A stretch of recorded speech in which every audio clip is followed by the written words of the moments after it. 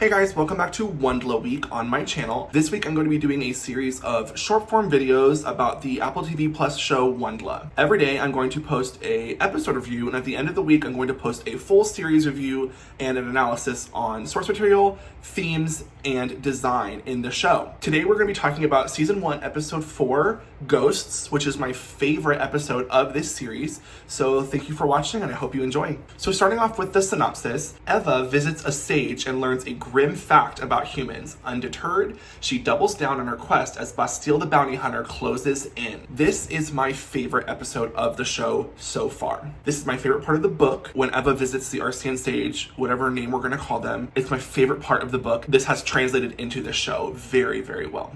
My first question, like we talked about in episode 3, why is Darius in Locus and not Arius? Darius actually mentions that she does have a sister, which we can infer is Arius. Why was Arius not in Locus? This is a question I had at the beginning of the episode, and as we go through, I kind of have some inferences that I think can answer this question for me and anyone who asks the question as well. The first thing we see is Eva entering Darius's home, and the Darius Arcean design is spot on. It's perfect. We get a really close shot of Darius as a character, and she has downy skin, like mentioned in the book. She has 2 eyes and 9 arms, which is very, very accurate to the book illustrations. I was a big fan of Darius's voice actor.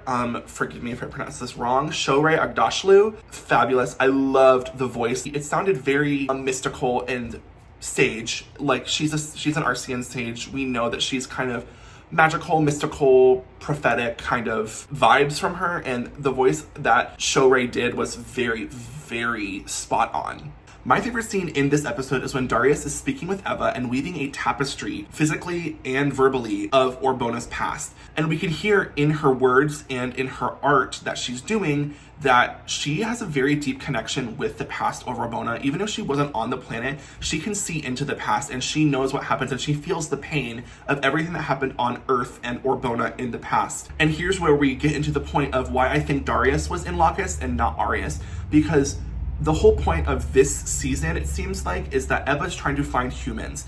And I think it serves her a little better to hear something about the humans, maybe something she doesn't want to hear, as we'll talk about in a little bit. I think it's very important that Eva learns that humans are not in high regard with the Orbonians. Another thing I liked about Darius's home is that in the book, Arius collects trinkets and gifts from people to tell their fortunes and tell their future.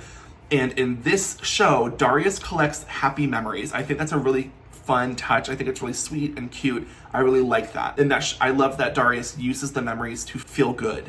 In general, Darius hiding from the pain of Earth Orbona's past is very book accurate. We don't meet Darius in the book series, but we do hear that she hid away. She went to a mountain or a lake or a meadow where there was no human or Orbonian pain or malice attached to that spot, so that she could live in peace and not be constantly afflicted by the pain of the planet's memory. And speaking of memory, using the memories as a distraction from her gift of hindsight is very interesting. I really like that she always can sense the pain in the planet, in Orbona, whatever you want to call it. She can always sense that, and she uses happy memories to distract herself from that. I think that's really poetic and nice. I also think it's interesting that when Darius is reading Eva's memory, she doesn't know about the sanctuaries until after she reads the memory. I think it's interesting that she knows so much about humans, but not that they were still alive. So Arius refers to Eva as a ghost of the dirt and kicks her out of her home and tells her to leave. I loved the scene where she was floating and she had the tapestry needles behind her. I thought that was really menacing. I would be scared to death if something that's twice my size is aiming needles at me. After that, we shift to Rovender drinking at the bar. We get some nice comic relief in this moment when the bartender is pouring Rovender a drink and he goes, no, when? I think that was really funny. One thing I don't understand is maybe it's because he's drunk. Rovender was really mean in this episode. I don't really know why. It doesn't really seem like he was that mean. He was just a little aggravated in the previous episodes. Maybe it's just because he's drunk. I don't know. We do get a small glimpse of Caruncle's true nature. We know he's a little bit devious, but is he truly evil? We're not sure.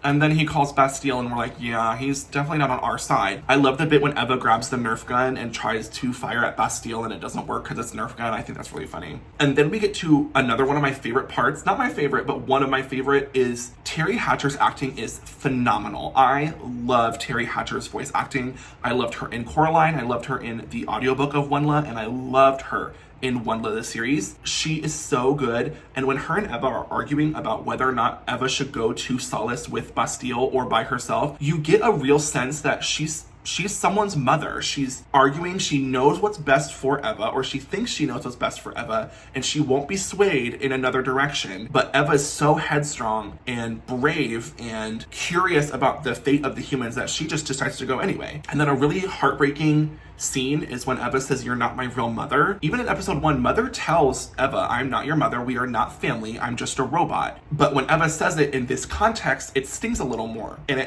it really is building up this chosen family, found family narrative that we are going to be seeing as this series progresses. So with Eva going to Solace, captured by Besteel, we end episode 4, Ghosts, my favorite episode of the series so far. And next week, I will see you guys when we talk about season 1, episode 5, Captive. So I will see you guys then.